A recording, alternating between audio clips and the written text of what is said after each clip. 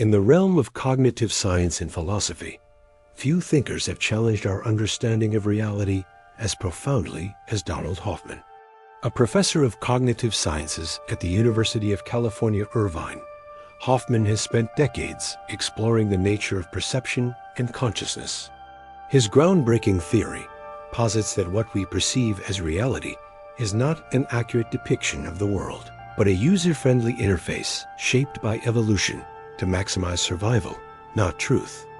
This idea, detailed in his book, The Case Against Reality, and numerous papers, suggests that consciousness is not a byproduct of brain activity, but the fundamental building block of existence. Through a blend of evolutionary game theory, mathematical modeling, and philosophical inquiry, Hoffman's work invites us to question whether our senses reveal the world as it is, or merely a simplified illusion designed for fitness. This documentary delves into the intricacies of Hoffman's theory, tracing its origins, key components, supporting evidence, criticisms, and far-reaching implications for science and existence itself. Hoffman's journey into the theory of consciousness began in the 1980s with his work on visual perception. Influenced by fields like evolutionary psychology and computer science, he developed the interface theory of perception, ITP, which likens human senses to a computer's desktop interface. Just as a blue rectangular icon on a screen represents a file without revealing the underlying circuits and voltages, our perceptions of objects, like a red apple or a solid table, serve as icons that hide the true complexity of reality. These icons, Hoffman argues, are not meant to show us the objective world, but to guide adaptive behaviors efficiently. For instance, seeing a snake as dangerous prompts evasion, regardless of the snake's actual molecular structure. This theory emerged from Hoffman's realization that veridical, truth-revealing perceptions would be computationally expensive and evolutionarily disadvantageous, as they might overwhelm an organism with irrelevant details. Central to Hoffman's framework is the fitness beats truth, FBT, theorem, co-developed with collaborators using evolutionary game theory and genetic algorithms.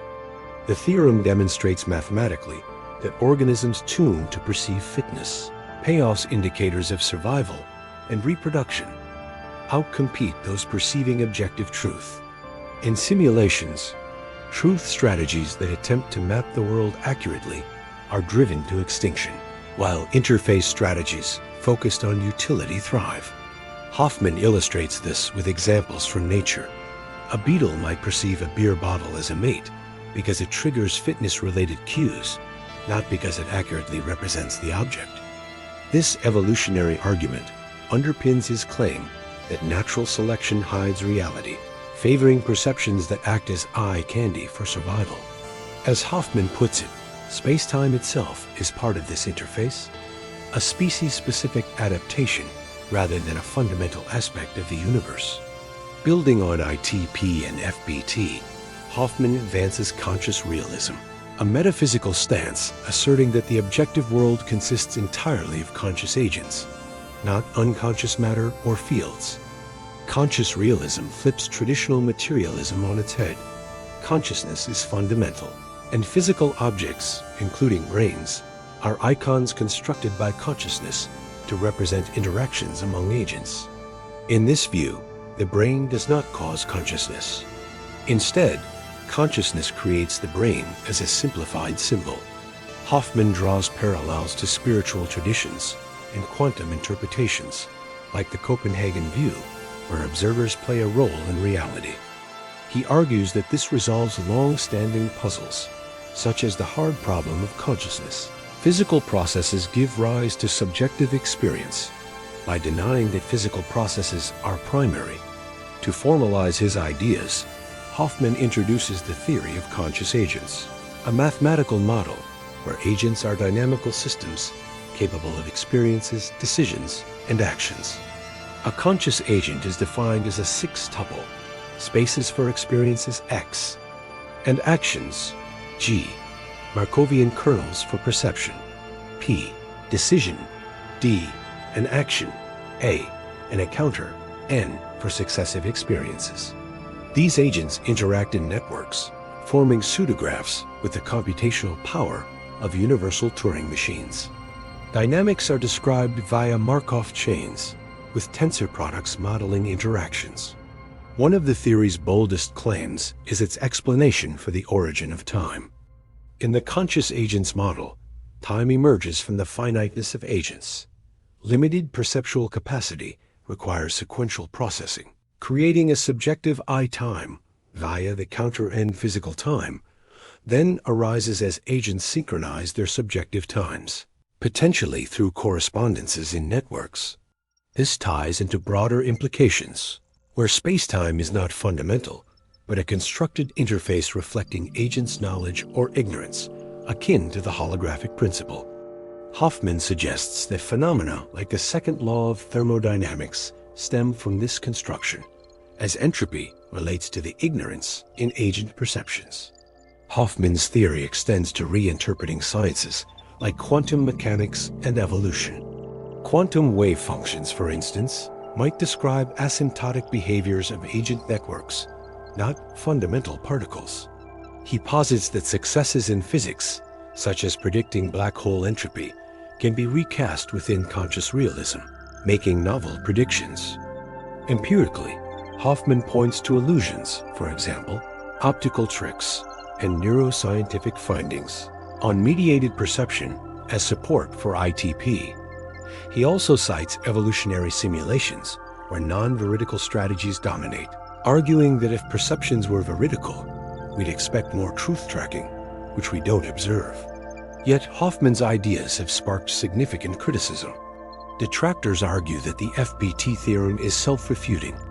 If all perceptions are non-veridical, then the data from evolutionary biology and simulations reliant on perceptions cannot support the theory, creating a logical paradox.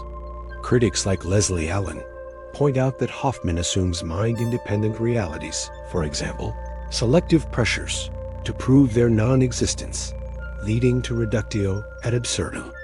Empirically, oversimplifications in models, such as limiting perceptual options, rig results against veridical strategies, ignoring real-world examples like mimicry, where perceptions track objective traits for survival. Further critiques target conscious realism's slide toward solipsism. If perceptions of physical objects are illusions, so too might be perceptions of other minds, undermining the network of agents.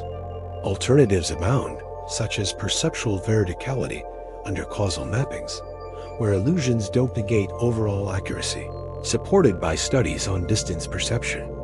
Scientific realism, with its track record of predictions, for example, spacecraft landings, offers a more parsimonious explanation than Hoffman's idealism, which critics see as heuristically sterile and reliant on post hoc reinterpretations. Philosophically, Hoffman's theory challenges dualism and physicalism, proposing a monism of consciousness. It aligns with panpsychism, but emphasizes agents over particles. Implications ripple into fields like a I, where consciousness might not emerge from computation alone, and cosmology, suggesting multiverses as agent networks beyond spacetime. While acknowledged for boldly addressing the mind-body problem, critics doubt its mathematical formalism can resolve core issues like causality among agents or the Big Bang's origins. In conclusion, Donald Hoffman's theory on consciousness represents a paradigm shift, urging us to view reality as a vast simulation crafted by fundamental minds. Whether it revolutionizes science or remains a provocative thought experiment, it compels reflection on perception's limits and consciousness's depths. As Hoffman continues refining his models, the debate underscores a timeless quest to pierce the veil of illusion and glimpse what lies beyond.